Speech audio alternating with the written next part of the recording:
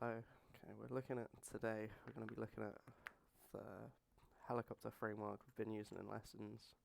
And I'm just going to run you through some of the stuff I've been doing in the editor and show off the framework we've been building, some of the blueprint we've used, a couple of the enemies, systems, and pickups that we have in the game.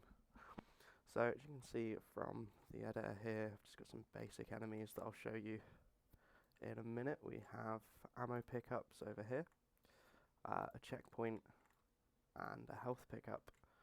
Now the checkpoints, I'll throw another one in there actually, and I can show you what they do.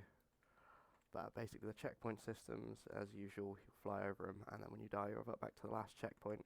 But in this framework, when we pass over another one, it will then take us to the last one recently gone over, but won't get rid of the last one, so we can actually fly back over it and go back to that checkpoint again if we see fit.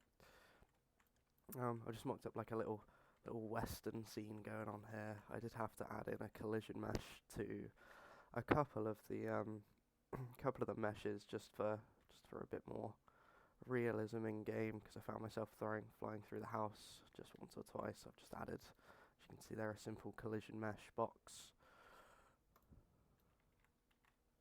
for that one. However, it does throw you off depending what part of the model it hits you on. It can spin your drone around a bit.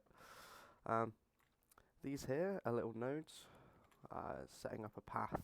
Use these to set up a path for our enemy turret, which can move. It follows the path. The turrets have a range which you can set down in here, and they'll start firing upon the player when the player gets into range of the target. And also we have some static ones here and on top of the building, which again have the same range and basically the same setup. They just don't move. Is that everything? Now have a look at some of the blueprints. So the blueprints for the drone controller, which is our bit itself. This is looking at the movement. This is what we did in the first or second week. It's calling upon a function, or an event's calling upon a function, where we're targeting the physsphere, which is a component of the actual model itself. It's what is the center of the model, essentially. And what we're doing is we're calling upon the speed that we're going at and the input direction of our control interface, which is the Xbox controller in this case, and we're timesing them together. Whether it's negative or positive is defined in the input. Forward, I think, being +1, and backwards being -1.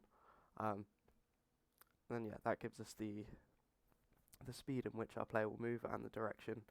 The same for right and left. I think right is +1 and left is -1.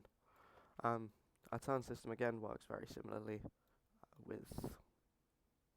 but instead it's running on the z-axis instead of the x and y of the forward and backwards, and we just rotate. As you'll be able to see, we rotate the character and our target follows us.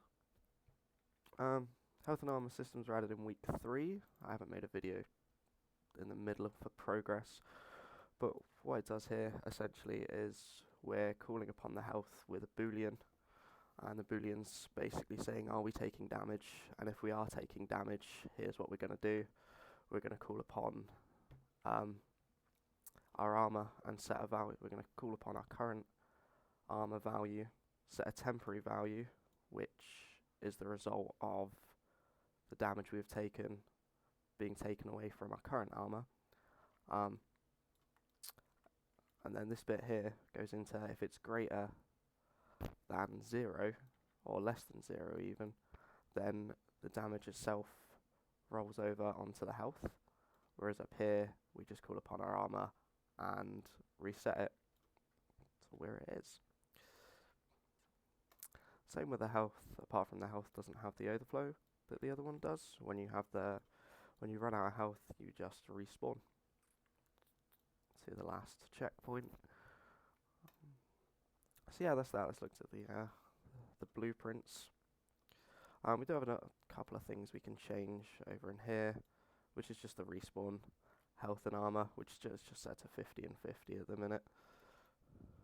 Let's just don't think there's anything else to show you in here. Let's give that a quick save. The one more thing, we can change the variables of the drone speed itself, so of how fast it's going and how fast we can turn. It's just another thing we can change in this part of the editor. And the blueprint itself. So jumping in game, we're using the, like I said, we're using the Xbox controller, so the directional sticks are forward and back and turn. The left trigger will switch us from a viewport from a third person to a top down. It's good in certain situations. The right stick will fire, and the left and right bumpers will change the weapon systems. Now we have 3 weapon systems as default at the minute. The first being a medium fire speed with a medium damage of 2, as you can see by the boxes. The second being a super fast firing, but only dealing 1 damage. And the third being slow, but will deal 10 and cause a really cool explosion.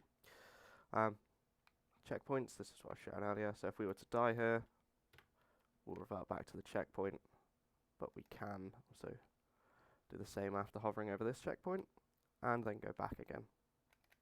I'm using some of the built-in functions just to kill myself for this demonstration. Can't get this to activate, and again we'll come back to this one. As I said, we're just in radius of the target, so he will start shooting at us, but if we leave, he will stop, and if we come back in, guns are blazing, he will start again until he has died. I think they have a standard set health to 10. As you can see in the top left, we have the ammo for our weapons, and as they're running out, we can use the ammo pickups to refill them, which didn't work. I don't think I've set them in the editor, but they do refill the ammo, and same with our damage. If we're taking damage, I'll just take some damage off myself. That was a little too much. The repair will refill our health, and also I think our armor, I'm not sure. We also have the moving targets over here, which again, when you come in range, will start shooting at you. They're a little harder to hit. I've got rid of all my ammo by accident. Yeah, they're a little harder to hit.